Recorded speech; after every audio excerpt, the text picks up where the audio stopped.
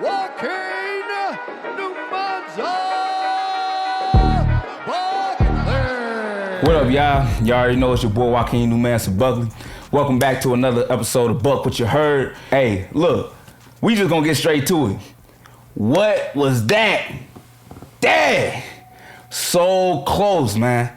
And fifth round, I'm talking about almost had my man out of there. Had my man buckled, knees. My man was doing the stinky leg. My man looking in the opposite direction. And I just froze. I didn't rush him, you know? But at the same time, you talking about every round, he took me down, kept me there. I couldn't get back up to my feet. I'm looking at Mike Beltran like, bro, come on, stand us up at least one time. Let me get back up to my feet. Like, I'm not gonna lie to y'all. I feel so embarrassed, man, because of that loss, you know? I feel so humiliated, man, because of that loss. But at the same time, I gotta bow my head. Usman showed me who he was. Truthfully, bro, right? And I really just gotta understand that, you know, as many excuses that I can make about this fight and why it didn't go my way because of X, Y, Z, it don't matter. That night, it really showed its levels to this game, you know? And in all respect, I gotta just look at it and say to myself that, you know, that means there's another level that we can obtain to. And I love the whole idea with Kamaru Usman, you know what I mean, taking this fight under the type of pressure and the type of threat that he had in front of him. Because I know for sure, and I can say this confidently, bro, he didn't want this fight. But with him having a warrior spirit, him being a champion, right, he used his experience and what he knew best against me that night, right? And I just can't help but, you know what I'm saying, just have a bunch of respect for a guy like that because he knew getting in that fight, it was very dangerous for him. But he knew that one thing that he had above me was the experience and being on the top level, right? And being in those big fights and being under those bright lights. That was the first time I went in a fight and I didn't have that kill or be killed mentality. And that's what kind of led to my downfall. I'm looking at, like, pretty much, man, the next move and how big and how massive we gonna become. You know what I mean? How the solid foundation and the bricks, right? This our show out moment. And it's okay to have that type of, you know, mentality, but you gotta always remember it's just another fight. And with that being said, he had that key mentality. He was aware of the threat that was in front of him. I wasn't. And I wasn't aware of that threat until the fifth round. And that's when I knew I had to turn it on. So I know a lot of y'all talking about like, damn, Buck, man, you messed up my parlay. Like, man, we was betting on you, man. We was counting on you, bro. Like, nigga, that's cool. Y'all fucked up y'all parlay. Y'all little light bill money got messed up. Nigga, I fucked up my finances. Nigga, I lost a check, bro. Nigga, that shit hurt. Like, that's the only thing that suck about losing. Like, you don't just lose, like, on the record, bro. Like, you lose out financially, bro. Like, nigga, when I say, bro, we can't afford to lose, literally, bro, we cannot afford to lose. But guess what? I'm going to take this valuable lesson that pretty much, you know what I'm saying, that breaks my heart every time I watch the fight and make sure that shit never happens again. Because I didn't get physically beaten, right? I had all the tools necessary to beat Usman that night. Y'all talking about I can't wrestle. What is y'all talking about? Y'all seen my last fight with Kobe. And Kobe is arguably a better wrestler than Usman, right? Don't forget, Usman wrestled D2. Kobe was D1. And don't forget who I work with Nick Simmons, man. One of the best coaches out there when it comes to wrestling. The last person to beat Henry Cejudo, right, on the mat. So don't disrespect me by saying I can't wrestle because you saw in that fifth round, my ass can wrestle. I just didn't show up. I didn't execute. That's on me. And I allowed myself to be in that moment for too long. I was mesmerized, man. I'm seeing, you know, Francis Ngannou, right, across the cage from Kamaru Usman. You know, and I'm just looking like, you know, like I get to show these guys how great I am. I get to show these guys, you know what I mean? I'm that one. Instead of just realizing the man that's in front of me right now, he trying to hunt me down. And I paid for it. But, you know, like I said, I'm not here to make no excuses. Y'all know it was a lot that was going on that night, right? I'm talking about, you know, from the whole situation where we couldn't even get into the arena because our driver was doing circles around the building. We running a little late, we running a little behind, but, you know, they're going to check us in nice and right. Hey, hold on, let me wait. Move out the way, move out the way. Hey, bro, I'm the main event. Yeah. I'm the main event. Do something. Thank you. Go. This is crazy. Hey, but we outside, though. We working towards it, man. Hey, but we gonna make it to this, y'all. Hey, I'm gonna see y'all all inside pretty soon. Let's go. First time that ever happened. Damn, man, the driver was driving around in circles. This is the first time a fighter had to run up to the arena, make sure that he didn't miss out on this second main event. But it's all right, though. I feel like I'm built for anything. There's no situation, man, that can slow me down. Now that we here, bro, it's go time, bro. Let's get it. I'm like, my man straight kidnapped us. Like, we didn't know what Buddy was on. Like, Buddy was just tripping. But I really feel like a lot of people will use that and be like, oh, man, like, that's probably the reason why. That wasn't the reason why. Because we got our ass back to the arena how we should. And shout out to the UFC for handling that for us, right? Getting us to where we need to be, you know, and making sure that they was on alert.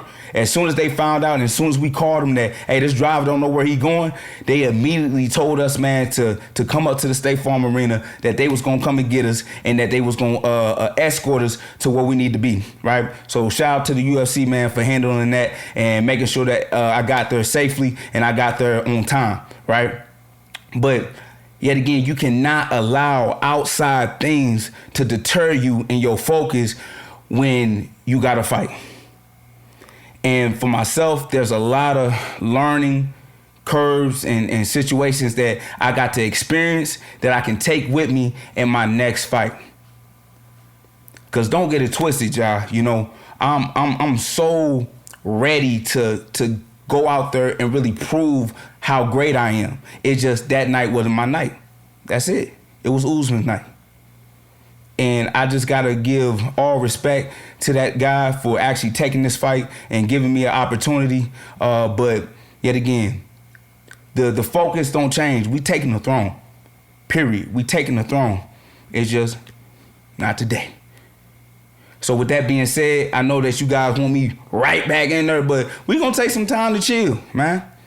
I got some things to work on with not just myself personally, but with my coaches, right? The people that I put in position to help me through my career, right? There's some things that we as a team need to work on and build on top of. Because like I said, you guys are going to know about this team. And with this biggest fight that we had, even though we prepared the best that we have ever prepared for any fight, when it came fight night, fight day, we ain't show up. We ain't show up. So we got to take that and we got to look at that and we got to just pretty much go back to the drawing board and figure out what the fuck went wrong. What happened?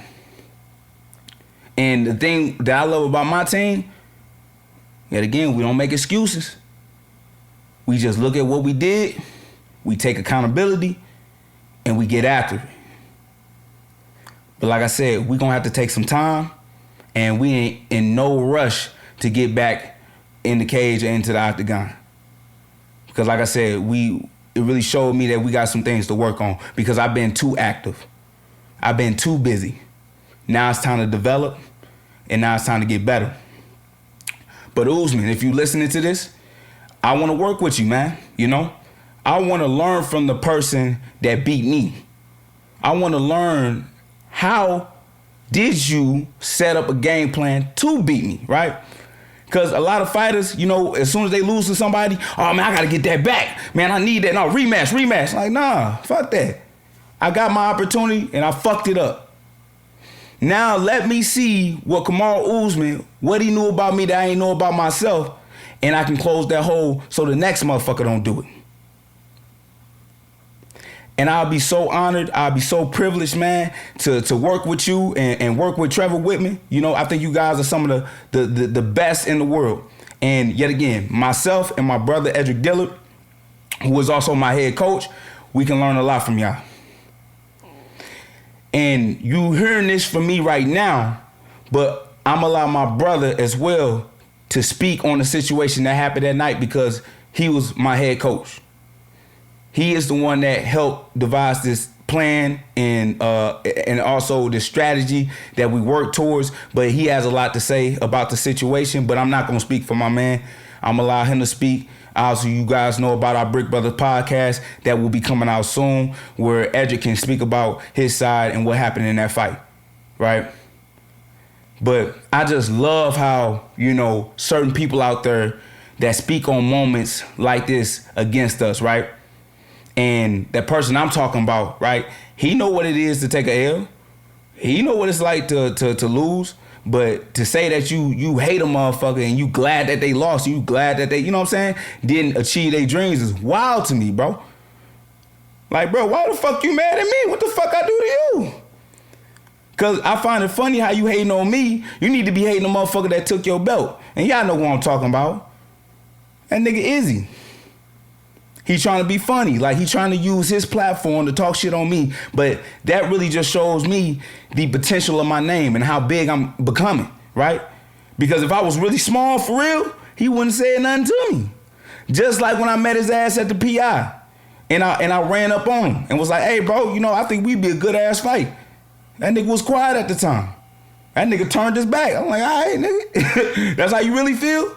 But see, I'm man enough to come to your face. Tell me how you feel to my face, though, bro. Instead of being like a hoe, you all underneath the covers and shit like, man, I hate that nigga. Sweet motherfucker. Because I don't know why you on my dick anyway. Because you done your thing. You been in your spot. I'm working towards mine. But you're the type of fighter, like I said before, that you ain't no real fighter. Little, you know, you want to be a little pretty boy. You know what I'm saying? I will give you a sample, but I don't like boy pussy. And that's 100. You can get this work any given time, bro. I can give it to you. But I just hate fighters like you, man, because you want to downplay on somebody that's trying to work towards something. What you hating on me for? You done what you done. You did what you did. But look at another brother trying to make it up and you want to clown him. Oh, but I forgot, nigga, you Chinese. You ain't another brother. The real African that runs that spot is DDP. You gonna try to make him like, oh, no, you a real African brother. No, DDP is. Cause he's still getting it in where he from in South Africa. But where you at? New Zealand, Australia, America. You don't know who you riding with. So that's just how I feel. Like a lot of you guys that want to shit on somebody that's trying to make it, that's trying to do something, right? You funny. Because at the end of the day, you can do that on camera, but when you see me, you quiet. You don't say nothing. You shy. Because like I said, we can really get busy if you want to. And guess what? It ain't got to be competition with the UFC setting this up. We can get busy if you want to. Because like I said, the type of mentality that I have that I carry in the fight, I didn't do it that night. But now, that shit gonna always be turned on. I'm gonna always have that mentality, kill or be killed from now on. Because that was my moment, y'all. That was my shot. I'm talking about right there in my hand. Gone. But you gotta stand on your decisions. And with that being said, I gotta move forward from this. I gotta move on. Because it's only gonna eat me up, right? I have to develop and I have to get better and I have to show the world once again how great I am. Moving from 185, going 5-4, moving to the welterweight division, right? Going 6-0 with majority of knockouts of my ranked opponents. I fought one of the best welterweight fighters on this planet. I fought one of the future Hall of Famers of the UFC.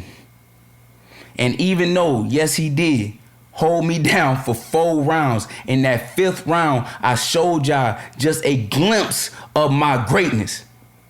And I ain't gonna lie to y'all, boy, I was praying I knocked his ass out. Even though he held me down for 4 rounds, I would have been like, Leon, nigga, headshot dead. But it ain't happen that way. God didn't bless me to get lucky.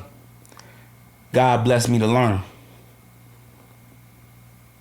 So I'm gonna take this lesson and I'm gonna use it, and I'm gonna have it fuel me for my next fight. You guys, when I come back to the octagon and find me another fighter, you guys are not gonna recognize the Buckley that steps in there.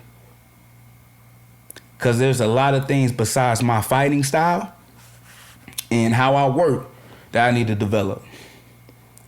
But right now, I've been so focused on just, yet again, clocking in and jumping in that cage. Because this is just how I feel, right? And I'm going to keep it a buck with y'all. I tell people all the time, you know, no matter what chaos, what heartbreak, what disappointments is outside of that cage, for me, in that octagon, is order. It's perfection. It's peace. I enjoy every moment when I step into that octagon, when I touch that canvas, when my back is up against that cage. It's no place I'd rather be. But another thing about that cage, it don't lie. The best man always wins. That night, Usman was the better man. And I gotta accept that. And so many fighters out there always want to say, man, somebody got lucky or they just got caught. No, he was the better man that night. Suck it up. And that's why I'm telling you guys this, and I'm being honest. He was better that night. But I will be better because of it. I still will show y'all how great I am and where I will be in the next year. That title's still on my mind. That road to gold ain't going nowhere. I will become a world champion. And I just want to say, just to all the support and all the fans out there, man, I appreciate the countless shower of love that y'all give me. But I also appreciate all the hate and the negativity. Because one thing that I do know is, regardless if they hate me, they love to watch me. There is no other fighter that's on the roster currently right now that has the eyes on them like myself. And I stand on that. Because no matter what, no matter when, no matter where, y'all know I'm going to show up and I'm going to show out. Even if it's in the last round. I'm going to give y'all all I got.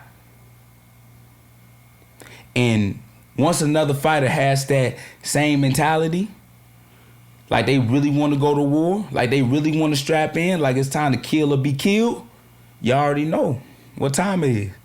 Somebody going to the king.